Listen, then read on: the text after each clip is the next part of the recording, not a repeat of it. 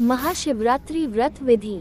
भगवान शिव की पूजा वंदना करने के लिए प्रत्येक माह की कृष्ण पक्ष की चतुर्दशी तिथि मासिक शिवरात्रि को व्रत रखा जाता है।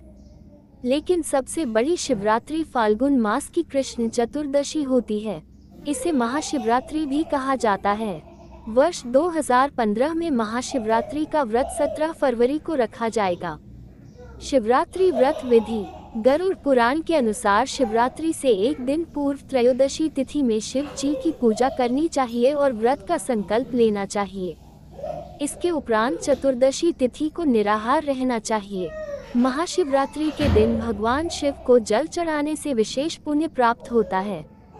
शिवरात्रि के दिन भगवान शिव की मूर्ति या शिवलिंग को पंचामृत से स्नान कराकर ओम नमो नमः शिवाय मंत्र से पूजा करनी चाहिए। इसके बाद रात्रि के चारों प्रहर में शिव जी की पूजा करनी चाहिए और अगले दिन प्रातः काल ब्राह्मणों को दान दक्षिणा देकर व्रत का पारण करना चाहिए। गरुड़ पुराण के अनुसार इस दिन भगवान शिव को बिल्व पत्र अर्पित करना चाहिए। भगवान शिव को बिल्व पत्र बेहद प्रिय हैं। शिव पुराण के अनुसार भगवान शिव को रुद्राक्ष, बिल्व पत्र, भान, शिवलिंग और काशी अति प्रिय हैं। महाशिवरात्रि की कथा। पूर्व काल में चित्रभानु नामक एक शिकारी था। जानवरों की हत्या करके वह अपने परिवार को पालता था। वह एक साहूकार का कर्जदार था, लेकिन उसका ऋण समय पर न चुका सका। क्रोधित साहूकार ने शिकारी को शिवमठ में बंदी बना लिया। संयोग से उस दिन शिवरात्रि थी। शिकारी ध्यानमग्न होकर शिव संबंधी धार्मिक बातें सुनता रहा। चतुर्दशी को उसने शिवरात्रि व्रत की कथा भी सुनी। शाम होते ही साहूकार ने उसे अपने पास बुलाया और ऋण चुकाने के विषय में बात की। शिकारी अगले दिन सारा ऋण लौटा देने का वचन देकर बंधन से छूट गया। अपनी दिनचर्या की भांति वह जंगल में शिकार के लिए निकला, लेकिन दिन भर बंदी गृह में रहने के कारण भूख प्यास से व्याकुल था। शिकार खोजता हुआ वह बहुत दूर निकल गया। जब अंधकार हो गया तो उसने विचार किया कि रात जंगल में ही बितानी पड़ेगी। वह वन एक तालाब के किनारे एक बेल के पेड़ पर चढ़कर रात बीतने का इंतजार करने लगा।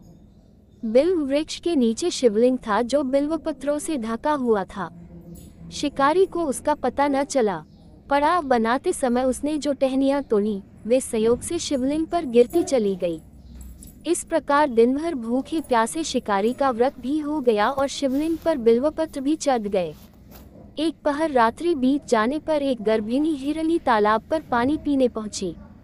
शिकारी ने धनुष पर तीर चढ़ाकर ज्यों ही प्रत्यंचा खींची, हिरनी बोली, मैं गर्भिणी हूँ, शीघ्र ही प्रसव करूंगी। तुम एक साथ 2 जीवों की हत्या करोगे, जो ठीक नहीं है। मैं बच्चे को जन्म देकर शीघ्र ही तुम्हारे समक्ष प्रस्तुत हो जाऊंगी, तब मार लेना। शिकारी ने प्रत्यंचा ढीली कर दी और हिरनी जंगली झाड़ियों में लुप्त हो गई। प्रत्यंचा चढ़ाने तथा ढीली करने के वक्त कुछ बिल्व पत्र अनायास ही टूटकर शिवलिंग पर गिर गए। इस प्रकार उससे अनजाने में ही प्रथम प्रहर का पूजन भी संपन्न हो गया। कुछ ही देर बाद एक और हिरनी उधर से निकली। शिकारी की प्रसन्नता का ठिकाना न रहा। समीप आने पर उसने धनुष पर बाण चढ़ाया। तब उसे देख हिरनी ने विनम्रतापूर्वक निवेदन किया, हे शिकारी, मैं थोड़ी देर पहले ऋतु से निवृत्त हुई हूँ, कामातुर विरहिणी हूँ, अपने प्रिय की खोज में भटक रही हूँ। मैं अपने पति से मिलकर शीघ्र ही तुम्हारे पास आ जाऊंगी। शिकारी ने उसे भी जाने दिया। 2 बार शिकार को खोकर उसका माथा ठनका। वह चिंता में पड़ गया। रात्रि का आखिरी पहर बीत रहा था। इस बार भी धनुष से लगकर कुछ बेलपत्र शिवलिंग पर जा गिरे तथा दूसरे प्रहर की पूजन भी संपन्न हो गई। तभी एक अन्य हिरनी अपने बच्चों के साथ उधर से निकली। शिकारी के लिए ये स्वर्णिम अवसर था। उसने धनुष पर तीर चढ़ाने में देर नहीं लगाई। वह तीर छोड़ने ही वाला था कि हिरनी बोली, हे शिकारी, मैं इन बच्चों को इनके पिता के हवाले करके लौट आऊंगी। इस समय मुझे मत मारो। शिकारी हंसा और बोला, सामने आए शिकार को छोड़ दूं, मैं ऐसा मूर्ख नहीं। इससे पहले मैं 2 बार अपना शिकार खो चुका हूँ। मेरे बच्चे भूख प्यास से व्यग्र हो रहे होंगे। उत्तर में हिरनी ने फिर कहा, जैसे तुम्हें अपने बच्चों की ममता सता रही है, ठीक वैसे ही मुझे भी। हे शिकारी, मेरा विश्वास करो, मैं इन्हें इनके पिता के पास छोड़कर तुरंत लौटने की प्रतिज्ञा करती हूँ। हिरणी का दीन स्वर सुनकर शिकारी को उस पर दया आ गई। उसने उस मृगी को भी जाने दिया। शिकार के अभाव में तथा भूख प्यास से व्याकुल शिकारी अनजाने में ही बेल वृक्ष पर बैठा बेलपत्र तोड़ तोड़कर नीचे फेंकता जा रहा था। फटने को हुई तो एक हृष्ट पुष्ट मृग उसी रास्ते पर आया। शिकारी ने सोच लिया कि इसका शिकार वह अवश्य करेगा। शिकारी की तनी प्रत्यंचा देखकर मृग विनीत स्वर में बोला, हे शिकारी, यदि तुमने मुझसे पूर्व आने वाली 3 मृगियों तथा छोटे छोटे बच्चों को मार डाला है तो मुझे भी मारने में विलंब न करो, ताकि मुझे उनके वियोग में एक क्षण भी दुख न सहना पड़े। मैं उन हिरनियों का पति हूँ। यदि तुमने उन्हें जीवन दान दिया है तो मुझे भी कुछ क्षण का जीवन देने की कृपा करो। मैं उनसे मिलकर तुम्हारे समक्ष उपस्थित हो जाऊंगा। मृग की बात सुनते ही शिकारी के सामने पूरी रात का घटना चक्र घूम गया। उसने सारी कथा मृग को सुना दी। तब मृग ने कहा, मेरी तीनों पत्नियां जिस प्रकार प्रतिज्ञाबद्ध होकर गई हैं, मेरी मृत्यु से अपने धर्म का पालन नहीं कर पाएंगी। अतः जैसे तुमने उन्हें विश्वास पात्र मानकर छोड़ा है, वैसे ही मुझे भी जाने दो। मैं उन सबके साथ तुम्हारे सामने शीघ्र ही उपस्थित होता हूँ। शिकारी ने उसे भी जाने दिया। इस प्रकार प्रातः हो आए। उपवास, रात्रि जागरण तथा शिवलिंग पर बेलपत्र चढ़ने से अनजाने में ही पर शिवरात्रि की पूजा पूर्ण हो गई। पर अनजाने में ही की हुई पूजन का परिणाम उसे तत्काल मिला। शिकारी का हिंसक हृदय निर्मल हो गया। उसमें भगवत शक्ति का वास हो गया। थोड़ी ही देर बाद वह मृग सपरिवार शिकारी के समक्ष उपस्थित हो गया ताकि वह उनका शिकार कर सके, किंतु जंगली पशुओं की ऐसी सत्यता, सात्विकता एवं सामूहिक प्रेम भावना देखकर शिकारी को बड़ी ग्लानि हुई। उसने मृग परिवार को जीवन दान दे दिया। अनजाने में शिवरात्रि के व्रत का पालन करने पर भी शिकारी को मोक्ष की प्राप्ति हुई। जब मृत्यु काल में यमदूत उसके जीव को ले जाने आए तो शिवगुणों ने उन्हें वापस भेज दिया तथा शिकारी को शिवलोक ले गए।